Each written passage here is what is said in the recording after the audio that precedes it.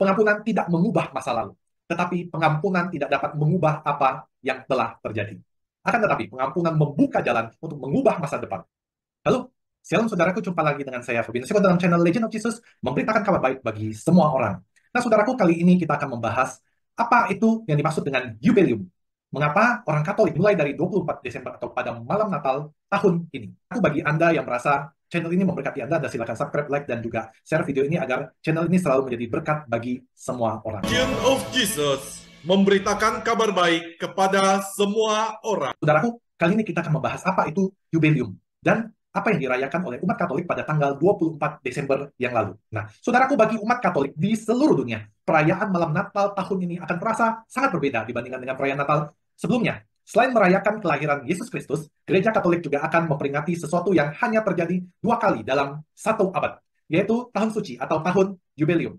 Paus Fransiskus pada bulan Mei silam mengumumkan Yubelium akan berlangsung sepanjang tahun 2025 hingga pada tahun 6 Januari 2026 dengan moto Peziarah Harapan. Tahun Yubelium juga memiliki riwayat di dalam Alkitab. Nah, kalau kita lihat di dalam kitab Imamat sendiri, yang merupakan bagian dari Perjanjian Lama, Tuhan berfirman kepada Musa untuk membebaskan semua penduduk negeri pada tahun yang ke-50 sebagai Yubelium. Itu adalah peristiwa pembebasan akbar atau semacam pengampunan secara umum. Saudaraku, istilah Yubelium diyakini berasal dari kata Ibrani yakni Yobel. Yobel sendiri adalah alat musik tiup yang terbuat dari tanduk domba jantan. Nah, saudaraku, orang Yahudi menggunakan Yobel untuk menandai dimulainya perayaan ini. Yubelium Yahudi memiliki tujuan spiritual dan juga material. Karena pada tahun tersebut, semua properti dikembalikan karena penjualan dan juga pembelian tidak berlangsung selamanya. Tetapi sampai dengan tahun Yubelium tiba. Tanah tidak digarap, budak-budak dibebaskan, dan juga utang diampuni atau dianggap lunas. Paus sendiri sudah menegaskan bahwa makna dari perayaan Yubelium adalah menyantuni orang miskin, yatim piatu, dan juga janda. Utang dihapuskan dan tanah dikembalikan kepada pemiliknya. Karena ide dasarnya adalah bahwa tanah adalah milik kepunyaan Tuhan dan setelah dipercayakan kepada manusia sebagai administratornya. Nah, dalam tradisi kekristenan sendiri pada tahun 1300, Paus Bonifasius ke-8 memasukkan tradisi Yahudi ke dalam tradisi Gereja Katolik.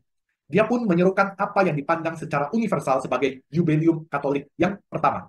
Arsip Vatikan menyebutkan keputusan kepausan itu didorong permintaan dari banyak orang Romawi untuk merayakan dimulainya abad baru. Gereja mengadopsi tradisi karena cerita Injil Lukas tentang Yesus yang mulai berkhotbah di publiknya, tepatnya di sinagoga di Nazaret, di mana Yesus membaca, "Roh Tuhan ada padaku, sebab ia telah mengurapi aku untuk menyampaikan kabar baik kepada orang-orang miskin, dan ia telah mengutus aku untuk memberitakan pembebasan kepada orang-orang tawanan dan penglihatan bagi orang-orang buta, dan untuk membebaskan orang-orang yang tertindas, untuk memberitakan tahun rahmat Tuhan telah datang."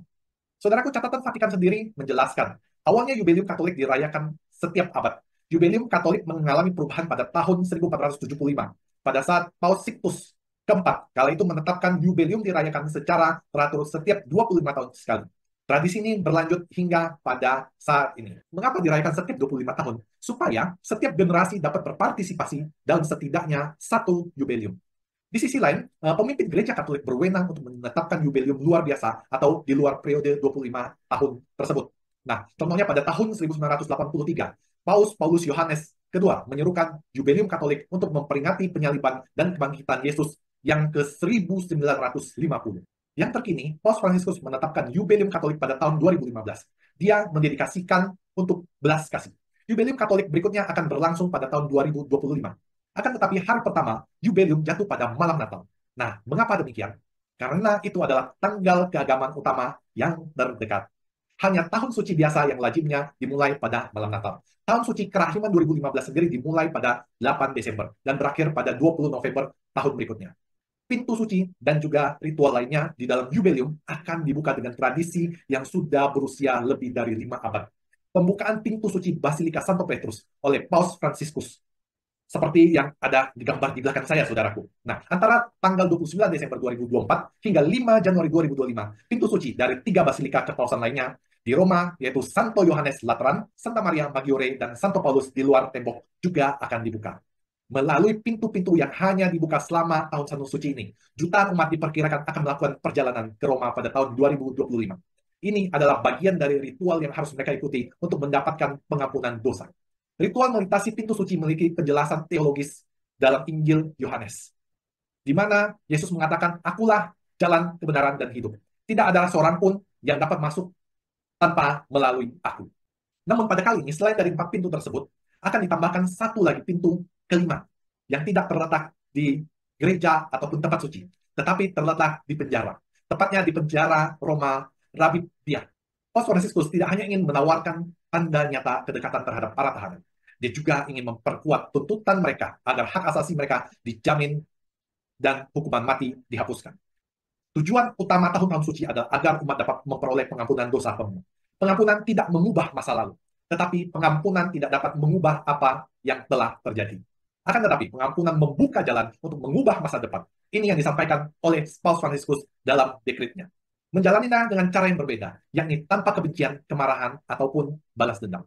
Masa depan yang diterangi oleh pengampunan memungkinkan untuk membaca masa lalu dengan mata yang berbeda, lebih terang, meskipun masih diwarnai dengan air mata.